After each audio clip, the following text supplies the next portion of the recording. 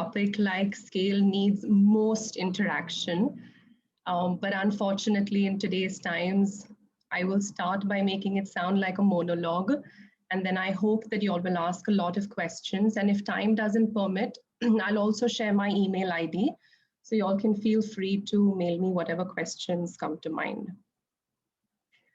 So as Greena said, I work with my family foundation, the Harish and Beena Shah Foundation. And over the last 4 years, we've supported close to 30 organizations that work across a variety of issues. And in the process, we have been fortunate enough to have a lot of different conversations about scale. And as a warm-up for today's session, which I'm quite mindful can get overcomplicated as well, I actually wanted to share only 3 key things that we have learned about scale and that have actually become important to us at this point in time. The first and the most simple thing is the definition of scale. And for us, I think scale right now is defined by quantity. The caveat being not ever at the cost of quality. You know, when organizations say they are scaling depth, that's a good thing. But the expectation, if you have chosen to use the word scale, does automatically lie in wider growth, in more numbers. And another caveat, so there's no misunderstanding around this point, is that our foundation does admire and we do love organizations who choose not to pursue scale just as well. And quite a few of our partners are doing that. But as a word, we should all be on the same page with its general definition.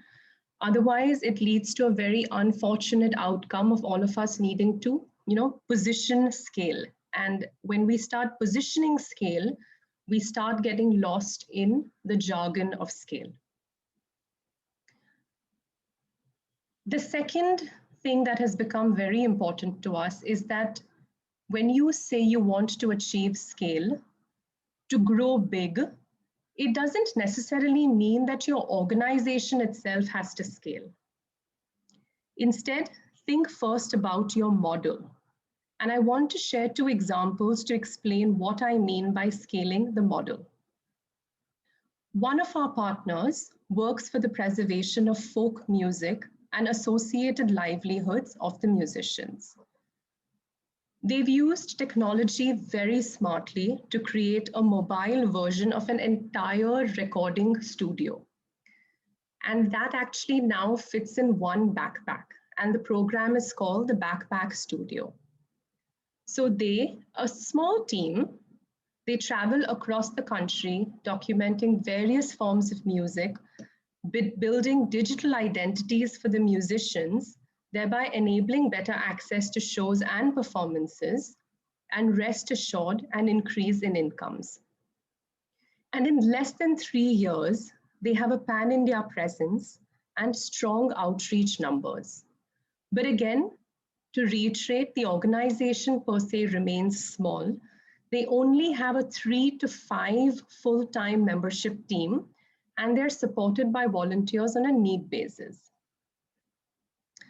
The other example that I want to share is of a partner which focuses on building grassroots level leadership via a robust and time-tested curriculum.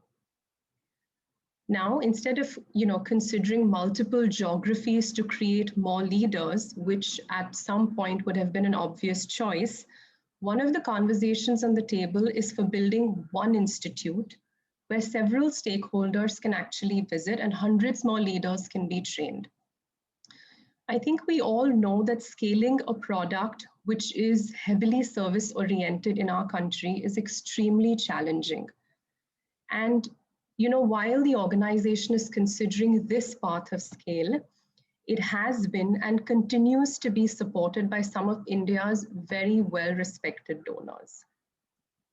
I share these 2 examples to re-emphasize that while scale does denote numbers, it also means we need to think more actively and creatively on the lines of scaling models over simply scaling organizations. And the third and the last key learning that I want to share is that when you're about to make your funding pitch and you find yourself, I'm sorry to use this word, but jargoning your way through scale because you have heard and you believe that that's what the funder wants to hear, or because you do have the desire to do more good despite not yet being fully ready for that scale, then I really, really urge you to speak up. And the reason why I say that is because we all know that there's a lot of funder bashing that goes on around this point, that funders want scale at any cost and scale for the sake of scale. And absolutely right in many cases, unfortunate but true in many cases. But the other side of the story is also that very few implementation organizations speak up and position the truth around scale and what it may mean for their work. And maybe, a donor will say no once or twice or thrice, but you would have walked away with a lot more in the long run. So to summarize, before, we start getting lost again in this word scale, the three key learnings that I really wanted to share with all of you today was that simplify the definition of scale and let it be about growing big. Second, think about growing your model over just your organization. And third, take a pause and really push yourselves and don't be afraid to position your truth around the word scale and what it means for your work, your cause, and your organization. So I'll stop at that and I'll hand it over back to you, Grena, to take it forward. Thank you, Amira. This is this is a good introduction, and I hope everybody at who is listening in right now is understanding where we are getting at with what we mean by scaling. And I think we had a few questions of like, why are you talking about jargon and not to jargon? I guess the point was more about how organizations are really stuck in like looking at scaling as numbers and just being stuck into that. I think we had like two key questions that we also wanted to sort of very importantly address about scaling. So I'll just ask you those and I would like your answers on that, right? The first one is what is the relationship or the difference between scaling impact versus scaling operations, right? You did mention that it's not really important to sort of scale your operations or scale in numbers to get what you want in terms of scaling. So, like, how would you then, explain the difference between scaling impact and scaling operations? So I think the two examples that I gave were, quite specifically to that point. And we tend to assume that for us to scale impact, we will need to scale our operations. And that is true if your model requires it. And it's not necessarily true if your model may not require it. Like I was giving in the example of the organization that's working for music preservation. And if I have to change the lens a little bit from nonprofit partners to us as a foundation, a funding stakeholder, about 4 years ago, our goal was to get a bird's eye view of the development sector in India. We were not ready to pledge to a geography, to a cause. We didn't really know which way to take forward. So we said, first, let's just get an overall view. And what that means is that we didn't need to create very deep due diligence systems, capacity building or advisory mechanisms, or impact assessment metrics or requirements of our partners. And we also weren't fully ready to hire very trained professionals just as yet. So instead, we invested in actually building a volunteer-oriented team from within our family business because we had that opportunity, those resources. And we made sure that they consisted of mid to senior level management professionals. They did field visits. They worked with a range of partners across different causes so that there could be as many learnings as possible. And I won't go into the nitty-gritties and the detail of how we operated for now, but I know that it was fairly smooth with respect to what our purpose was. And now, 4 years later, we do feel ready to approach philanthropy more systematically. And now our goal is changing, and so will the operational plan. And when I say that, I mean that it's a constant balancing act between impact and operations. But the thing is that scaling impact doesn't always justify scaling operations. But on the flip side, and this is what we've seen, among a different range of stakeholders, when you scale operations, automatically there is an expectation of scaling impact as well. And that sometimes ends up putting a lot of unnecessary pressure, because if it's not done correctly, everyone has set their expectations that this is the impact that's going to be achieved. And then it doesn't always work out for the best. That makes sense. And I think that's really important in the sector right now to look at, right? Like we always, I think a lot of NGOs are just scared of thinking about scaling because they look at, oh my God, the cost that it would involve. And oh my God, this is so much, like the operations that it would involve, how much bigger this would become as an organization, and are we ready for that? And often just like capacity building within the organization, within the system that you have, can also lead to scaling impact. And that's like a very important conversation to have. I think another question that I know a lot of NGOs are always thinking about, and you spoke a little bit about that, right? Like, is how do you scale, how do you position the scale to funders, right? And I think a lot of us do want to hear more about how how do we speak? A lot of times NGOs don't speak up because we are not sure funders are listening, right? And like you rightly said, there is a lot of funder bashing happening in the sector for people just like, oh my God, funders just don't get it. So how do you think we can position our idea of scale, right? If it's depth or if it is in terms of numbers, how do we position it in a way that the funder really understands it? Like, maybe you could give your side of it a little bit more. Don't position scale. I think that's the fundamental or the basic mistake that we're all making, all stakeholders, not just implementation partners, funders, everybody. I think we have over intellectualized the word scale.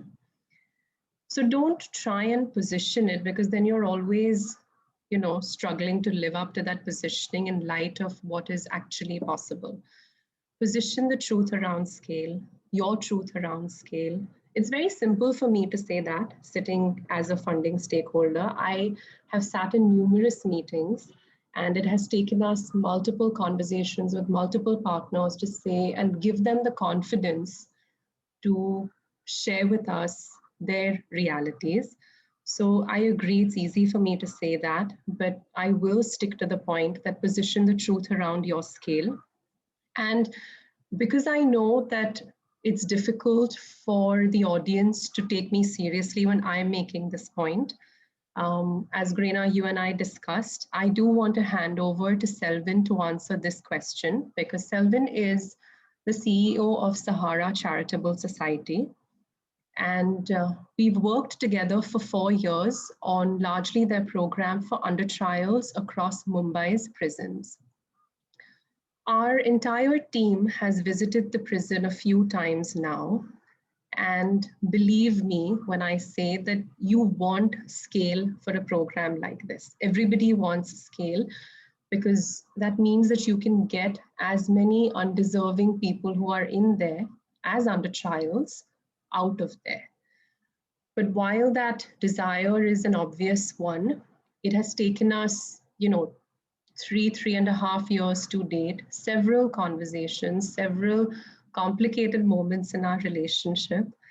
And I will hand it over to Selvin to share, his take on what, how his organization has tackled the word scale with us as a funding agency. So Selvin, over to you.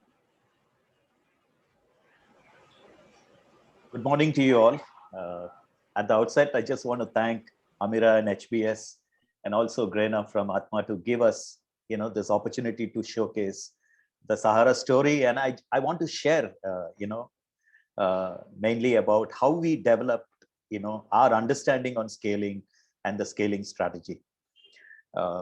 At Sahara, one of what we did, we developed our scaling strategy based on our vision, of the organization. We thought seriously about our beneficiary groups we are impacting. And we also looked at the nature of the programmatic interventions deployed to execute our vision and strategy. So, I think when you're looking at scaling for an organization, you have to look at multi, factors which influence scaling. And I'll just explain to you about that as I explained the Sahara story. We have been a not to jargon organization on scaling. We have reasons to believe why depth scaling is so important for us. But I just want to tell you that COVID has changed my outlook. Over the last 1 year, we have realized how important it is to scale.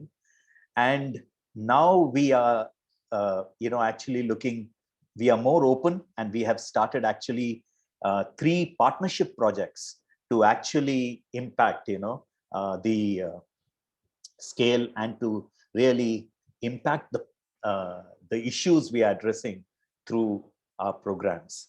So I have a small presentation to make. So just give me a minute. I'll just put it on.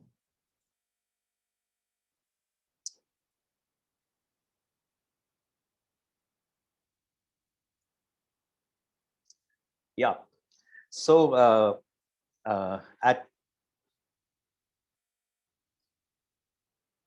this is our vision. I was just sharing with you. It's very important to align vision when you are planning strategy for scale. Our vision is fulfilling dreams of the vulnerable and marginalized in society. Fulfilling dreams, actually, we are looking at impacting individual lives, even if it means, one life at a time. Every beneficiary registered becomes part of the Sahara family, and we build robust long-term relationships, which are key to the fulfillment of our vision of fulfilling dreams. And the next, what I shared with you when you're looking at scaling is you need to look at your beneficiary groups. And, we made an intentional choice right in the beginning. When we started the organization in 1996, we are 26 years old. We are a Mumbai-based NGO. And we made this intentional choice that we are going to serve the most vulnerable and marginalized in the city of Mumbai, where people don't dare to go. And so what happened is we ended up right now, after 26 years, working in very high risk and high pressure work zones. We work in red light districts, we work in prisons, we work in government homes, and these are difficult places. And you also need to understand that majority of our beneficiary group are victims of trauma, abuse, poverty, and injustice. And so you can see the beneficiary groups, and they are vulnerable and high-risk children. They are commercial sex workers. They are released and under trial prisoners. And we also now have incorporated their families into our vision post-COVID. So, what are the programmatic interventions we are using to execute this, vision and strategy? We believe education is key, and we all know that how important education is for fulfilling dreams. And so this is how we define our education intervention: early childhood and remedial education, mentoring and scholarship interventions to build strong academic foundations and maintain education continuity while creating a learning ecosystem through parent, community, and institution. And we do it through participation and support of them. So, in the last 3 years, this definition has been evolving, and primarily because we are very serious about impact, and one of the way we have constantly gone on a depth scaling to really make powerful impact into the communities where we are working. And so you can see this definition, it just doesn't cover just the beneficiary, it covers the parents, it covers the community and the institutions we are working with. And so we have two programs, and just to let you, just to understand the depth of our and the width of our work, Sahara Education Intervention impacts about 250 children every year, and we work in 2 government homes and 3 red light districts. The second intervention, because our children are from high-risk zones, we have to run education hostels.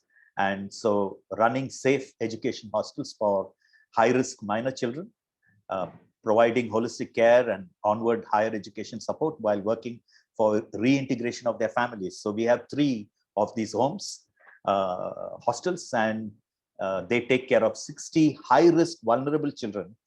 They are victims of trafficking or children of victims of trafficking. So that's on the second intervention. The third is reintegration.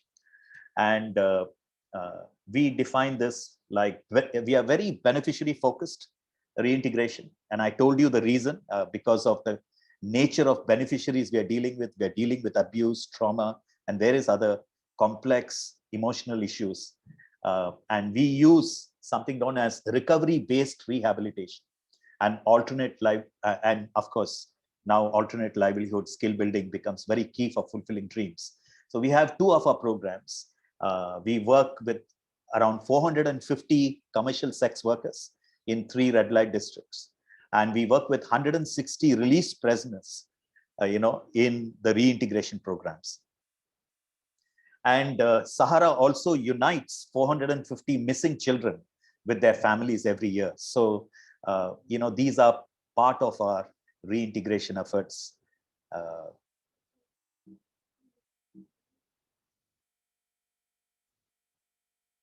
Now I'm coming to the issue of scaling. I just want to tell you, we face tremendous time frame issues when it comes to accomplishing our vision, which is fulfilling dreams. We face a lot of systemic challenges. Our children stay with us from 15 to 18 years. So you're looking at a scaling strategy. And I think these are the factors we had to, dabble with. Children for 15 to 18 years, CSWs, I would say anywhere between 2 to 5 years, prisoners 1 to 3 years. And the challenge we are facing is, with respect to the prison work, one of the challenge we face is high recidivism rate. This is when the prisoner, we stop the prisoners from becoming habitual prisoners. This is reconviction or rearrests. So in India, you can, this is a global figure. It's 67.6% for, young people from less than 21 years, and 46% is the average. And so you're looking at very high rates. And because of the high recidivism rate, the reintegration percentages are very low. It's 20%. And I would blame the society for this. We partner with Prayas, and they have been working for reintegration of prisoners for many years. They have concluded that the only place where their beneficiaries can get jobs are the NGOs. There's nobody, the mindset is so negative. And it's the same story with the CSW. So many times we have to mask and keep these things confidential if we have to reintegrate such people. We also deal with children. There's high school dropout rates. We deal with children in government homes, in government schools and municipal schools. In 8th standard, when evaluation starts, 62% is the dropout. And these are confirmed figures. And we are dealing with high illiteracy rates. The average illiteracy rates in prison and of CSWs is around 90% or 95%. But for, in the prison, it is recorded that it is 70%. So you're seeing the kind of dependencies which is before Sahara, the kind of time frame which is involved in, and then the systemic challenges which are there. And so I just want to tell you how we finally came to the fact that we have to focus on depth scaling at Sahara. It was, as I told you, when we started, our vision is fulfilling dreams of individuals. And so, and long-term, time frames are involved. And so, which is 3 to 18 years. And our beneficiaries, there's so many dependencies on them. They suffer from trauma, abuse, poverty, and injustice. And I also shared with you about the nature of the systemic challenges. And, we have learned through our journey that some of the key success factors to reintegrate people, to help them, is developing robust relationships. And we are dealing with beneficiaries who actually deal with tremendous trust deficit. They have been trafficked. There's been so much of injustice done to them. And so how important it is for us to build the trust bridge. Sometimes with abused people, it takes us even like counseling, it takes us more than a year to start sharing the dream story with them. And also we have seen that one of the other key factors is we really need to develop individual care plans for each of our beneficiaries, individual reintegration plans. And this led us to the depth scaling and quality focus. Over the years, we have walked the journey with our donors. It has not been very easy. I can tell you that there's a mutual fund company which have been supporting our homes, hostels for the last 10 years. They were so skeptical when they started with us. They put so much of pressure on us. But now, each of these children, they know them by name. They're very concerned about how is, Smita growing, how is Payal growing. They are dreaming for the children, and recently, we lost control of one of the girls. And they were so upset, it's as if it is their own children. And it's the same with HPS, when we deal with them. And it was such an humbling experience to have the whole HPS team in the prison. And they started understanding the challenges which are involved. And not just the challenges at work, but the whole systemic issues in prison reforms, which needs mention. So I just want to quickly share with you, 5 success stories of depth scaling, just one-line story. A victim of child marriage and trafficking is today a community leader and a field worker in the same red light district. A hit list gangster of the Mumbai police terror squad is today a superintendent of a boys' hostel for street kids.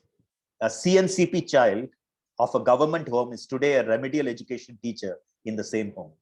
Another CNCP child of a government home is a field executive involved in reuniting families of missing children. And one of our beneficiaries of our homes program completed his post-graduation in genetic engineering and is a tester in a leading pathological laboratory. I just want to tell you there's so, fulfilling dreams is not easy. It requires so much of patience. And we really celebrate in Sahara every time somebody fulfills a dream. But I also want to tell you, COVID has changed our outlook. And I think this is a message. I think one of the things we all noticed during COVID is that we saw the collaborative effort of NGOs. I think the government saw it, and this collaborative effort is something which can be used for achieving scale. And that's what we are doing at Sahara. We have never been a relief agency for the last 26 years, but this year we donned, the hat of a relief agency and supported 22,500 individuals. We provided rations for 6 months. And we did it not because we had we were able to scale, was only because of partners with similar beneficiary focus. And we made an impact in Pan India, and currently Sahara is collaborating with 2 NGOs. I think scaling also involves changing mindsets between NGOs. If NGOs are working in the same space, I think it's important for us. We know an NGO who is working in one of the red light districts, and they have a successful alternate livelihood model. And now we are replicating it in the other red light districts. I think these are all examples of scaling. We can do it through partnerships. Sahara is also collaborating with another NGO in micro business expertise, and we are helping that NGO to scale their impact. I think, we have to come out of and try to, I believe partnership is the future, to resolve the global challenges we have. And so thank you for this time, and thank you for listening. Over to you, Prerna. Thank you so much, Selvin. That was really, first of all, heartwarming to hear the success of Sahara organization and how well they've been doing in terms of scaling, how they've been looking at scaling. I think one of the conversations when I had with Selvin was about how, they've been able to one was that HVS Foundation was one of the rare organizations that were willing to listen to them in terms of what scaling really means to them, right? And that's exactly why in my conversation with Ameera, she especially mentioned Sahara Charitable Trust, because she wanted to talk about how Sahara has been able to really understand that scaling to them wouldn't mean just reaching out to more people, right? Because if they just keep on reaching out to people in a low touch manner, recidivism still continues.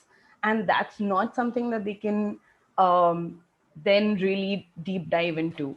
So I think the way we were looking at scaling in terms of Sahara Charitable Trust, or what I understood HVS Foundation and Sahara Charitable Trust were looking at, was understanding that they need to depth scale. They need to look at how can they just look at that one person that they're working with and make sure that recidivism decreases there, right?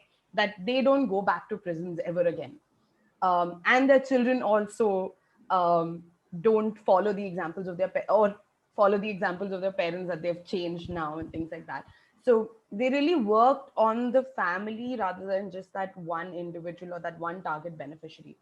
And that was really interesting, right? And that's what we wanted to share with you in this conversation. Of course, there is a lot of questions that have come. I'm really excited to sort of dive into those. So we'll start the question and answer session. We had 2 questions that came during the registration itself, and I wanted to just look over it and see if that has been tackled in this in the things that we spoke. And Ameera, feel free to just if you've already spoken about it, just feel free to say that, connected to that. The first one was by Alvin D'Souza, who's the program head at Association for Nutrition and Development Action. His question was, how do we position scale vis-a-vis the social and development problem that we are tackling? And the other one was, how do we position scale in the context of the target beneficiary population across different locations and backgrounds? Alvin, do you think this question, do we have Alvin here today? Do you think this question has been answered? Or Ameera, do you have any other point of view in these questions? I'm not sure if I can see Alvin, but I also saw another question which said, what should we keep in mind as we start preparing for scale? So Greena, I'll summarize maybe an answer for all these 3 questions. But after that, I also had a question for Selvin. If I may ask that after I answer. Sure. Yes. So to answer the questions that you asked, I think the social development problems in India are huge, and across geographies, there is so much diversity. So I think I will reflect back on the points that I made again. It's a process of achieving scale. Be clear about the definition of scale. You know, when we say scaling depth, again, I will say that that is also jargon. And the reason why I say jargon is because, let's say, you have to go deep. You have to achieve depth and stability in your product or in your service before you can go wide. So scale deep, that's right. But then eventually, if you are going to use the word scale, you will also have to go wide. So be clear about the definition. Consider scale if you have achieved quality. Again, that means depth and stability in your product or service. Then when you think that you're ready for scale, reflect on your model and not just your organization. And lastly, when you're making a pitch, don't retrofit the pitch to suit the stakeholder that you are speaking to. Sometimes we all need to do that. And you know, if you're doing that strategically, there's a whole different conversation about that. But if you find that you are going away from your core plan, then you know it may not be worth it. So these are the 4 points that I would keep in mind as one tackles scale for this country. And I think the question, Selvin, if I can throw it back to you, is, you know, what everything that you shared was extremely powerful, and it's, you know, apparent from the comments as well in the chat box.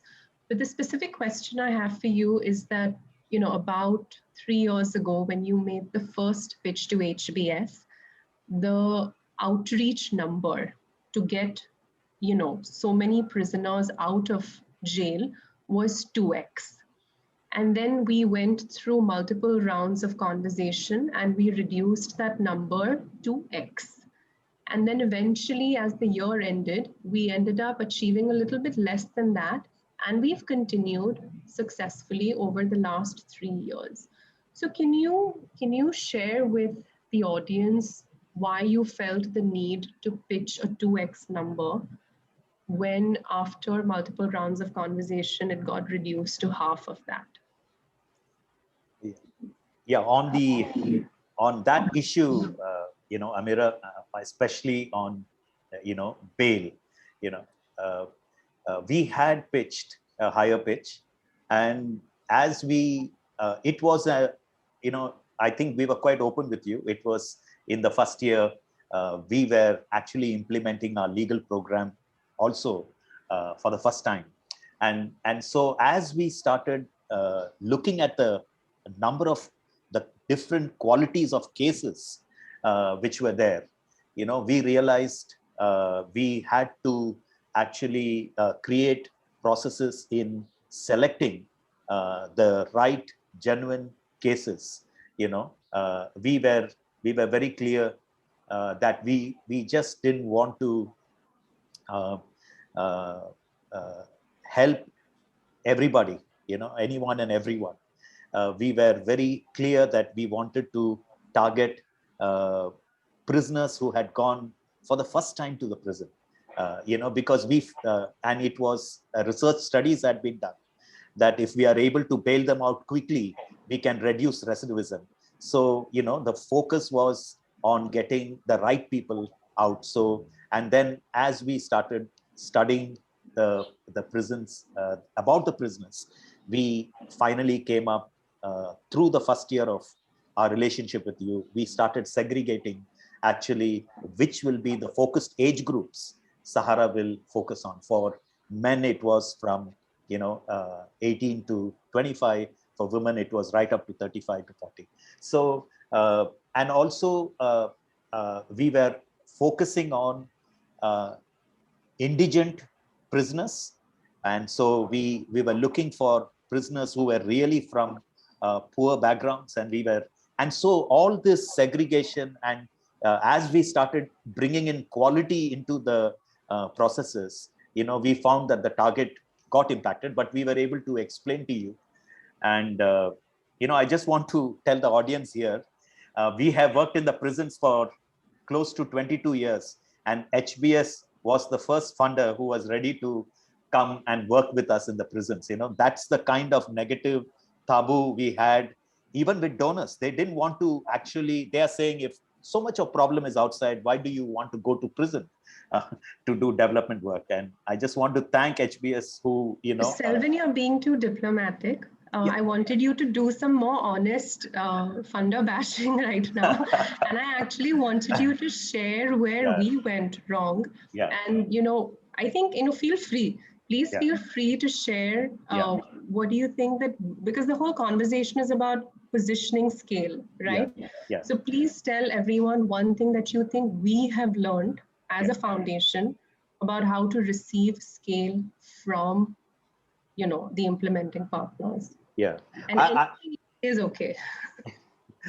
I just want to say, I think what helped us, what helped, I would rather want to answer that question of, especially there are a lot of young people here, and I just want to share with you what helped us in our journey, where we had a kind of, depth scaling.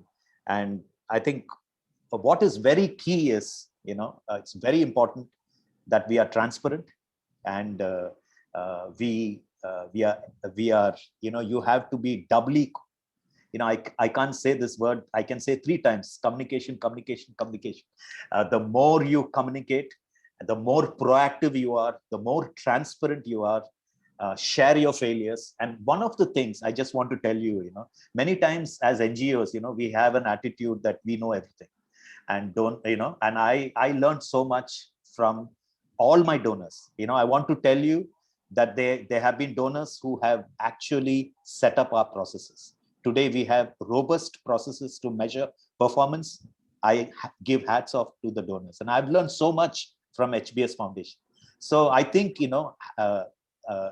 when we talk about donor partnership, please be real. If they are your partner, then it's important for them to have a say in the way you run your operations. And I think as we start working in this manner, I think donors will flock, and donors will be there to stay. And that's that's my answer. Ameera. Still slightly diplomatic, No, they were very difficult. It took a very long time, and I think one of the things what really helped us was, it was very difficult for us to take HBS right into the prisons. But I think taking the donor right to the place where you work is very, very key. And I think that actually made a lot of difference. Once HBS was able to come into the workspace, they were able to see the challenges. And it's not that HBS supported us only for depth scaling. They also were involved in giving, we conducted many medical camps in the prisons, because the prisons are overcrowded. There's a lot of skin disease, and HBS helped us. We have maybe pre-COVID, in a particular year, we would have taken care of close to about 3,000 prisoners, treated them. So, this is all I have to share.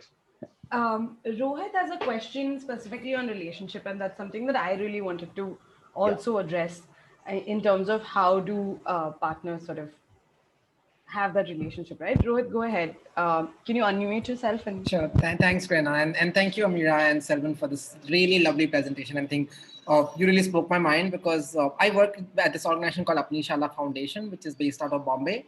And we are working on building a mental health framework in schools, particularly municipal schools that are serving children from marginalized homes, right? We started in 2013. It's been almost 8 years. But this question of what does scale really mean, especially in the context of our work, when the work itself is not clearly defined, right? When we talk about social development, say, for example, literacy skills, that is kind of defined, and what it should look like, and what does depth look like, and what does the wealth looks like. However, mental health is a space which is emerging itself and finding its way, especially in conjunction with education. So, Amira or Selvan, whosoever can respond to this question, I think I'm thinking about when we engage with donor partners. One thing definitely is like, the nonprofit's ability to see donors as partners. So that's one thing that we have been training ourselves on. Uh, and also acknowledge that when money is involved, there is a hierarchy, especially in a country like India, which is classist for its own sake, right? Yeah. And when there's money, when I'm receiving money from someone to run my operations, for example, my staff salary is dependent on what this person is giving or not giving, right?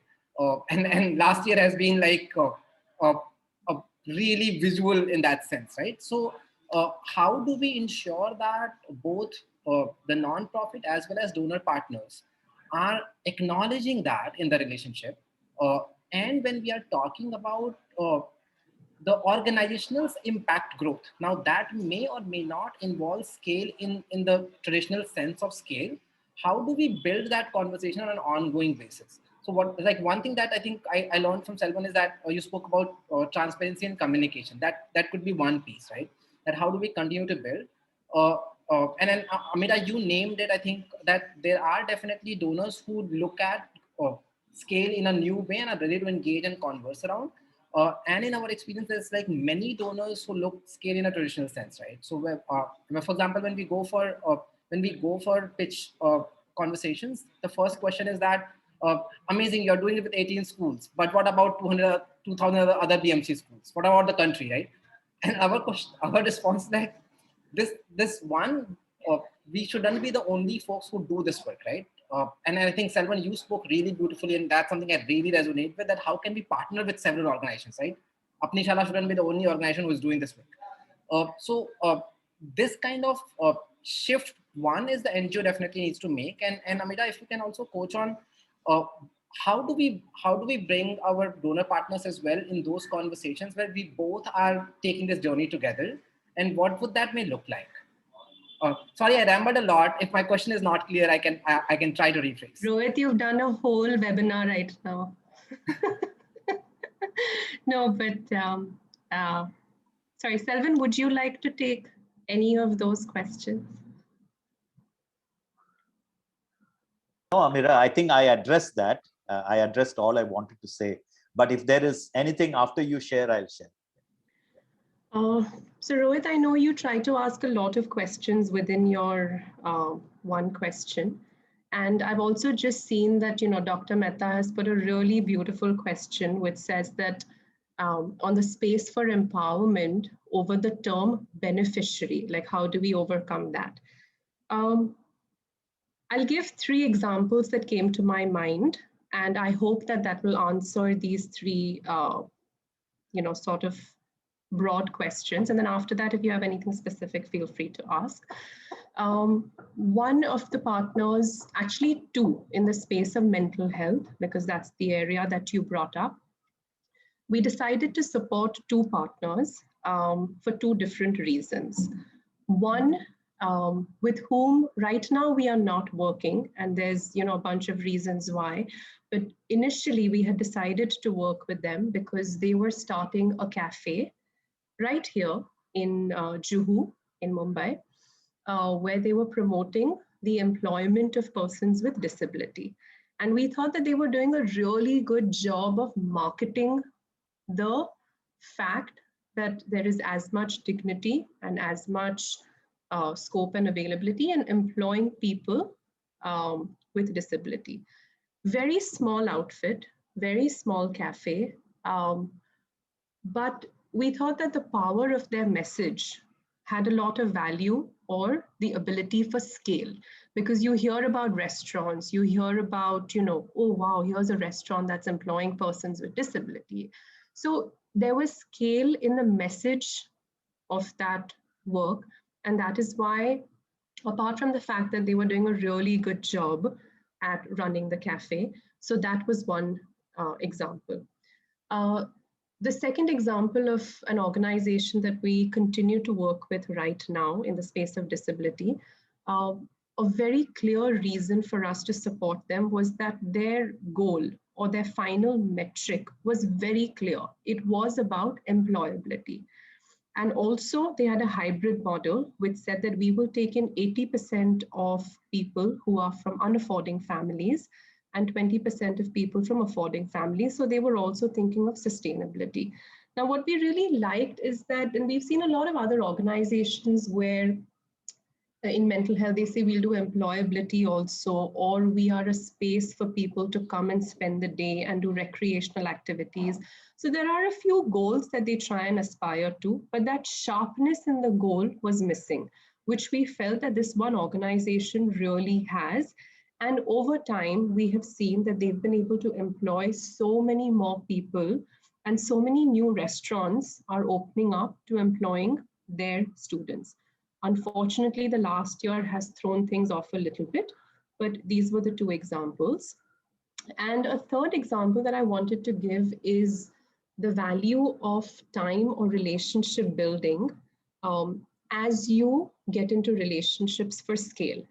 So, and this is a mistake that we had made as a funder, where we wanted to work with a hospital, again in Mumbai, and they had a large piece of land that was available. And we had the resources to set up an entire hospital wing. Now, this hospital comes from or is run by missionaries, and their culture, their style of working was very different from what we had been exposed to earlier. So we came in with a little bit of a corporate style, and we actually ended up hiring a legal firm that came up with a really big MOU. And our conversations happened, and then when on the day of signing of the MOU, they took a step back and they said, we're not ready for this. Now, had we dealt with it differently, the relationship would have taken off, and maybe that project would have already been implemented. But what we then instead did is that we took up just one floor of renovation of an existing hospital. And it's been 3 years now that we've been working on that particular project. And over 3 years, we have built such a good relationship with them. They're like family to us, and we're like family to them. And now we know that as we think of a bigger project together, we will be able to work even more smoothly and faster. So there is a lot to be said about the value of time that goes into relationship building before two parties can engage on bigger things. So I'll leave it at that. Thank you. Thank you so much, Ameera.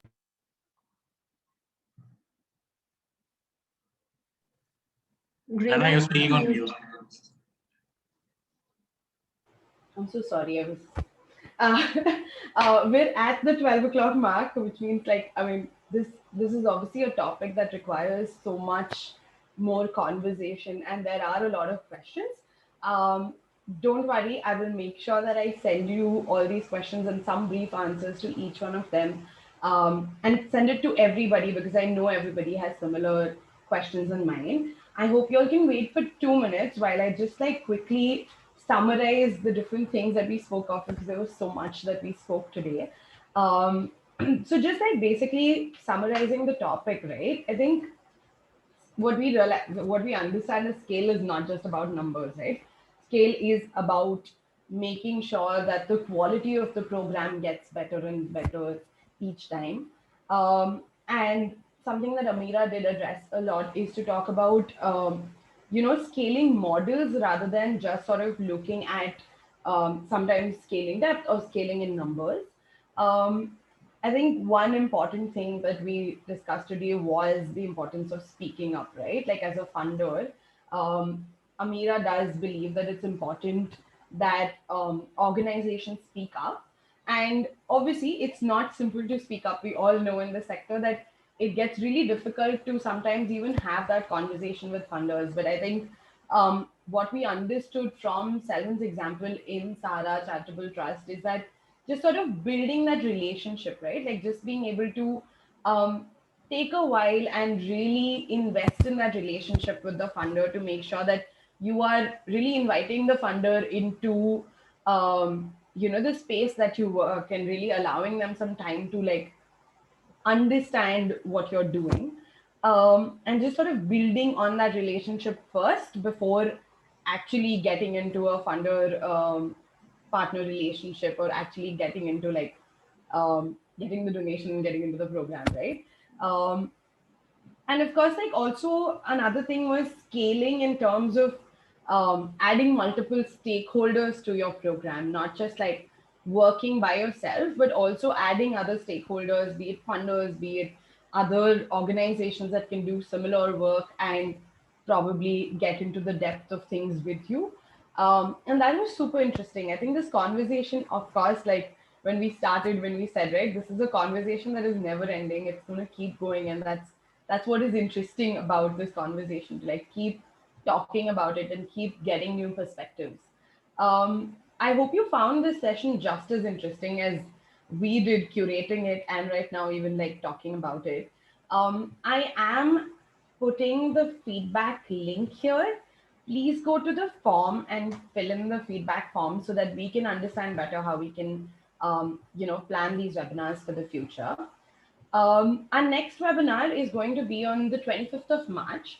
It's on succession planning. As some of you might already know, Atma is currently going through a leadership transition ourselves. Our CEO, Mary Ellen Matsui, who is moving back to Canada after her 10-year-long stint at Atma. We would like to share some of our learnings from this transition during the webinar and help you plan for similar transitions in your organization. We will be sending you the registration link and other details of the webinar shortly. If you do have some time, please fill in the feedback form. It's on the chat right now. And as I said, I will try and send you all an email with some of the questions that were asked that we couldn't address right now, along with some brief answers. That's all from me. Thank you. Have a nice day. Thank you. Thank you, Amira. Thank you, Selvan. I'm sorry. Thanks. Yeah. It's really important that you gave so much time, and thank you so much for bringing in your perspective as a funder, Amira, and being open to sort of like really discussing how it is for NGOs to sort of speak to funders. Thank you so much for being honest and sharing your thoughts here. Thank you everyone for being there. Bye. Bye everybody.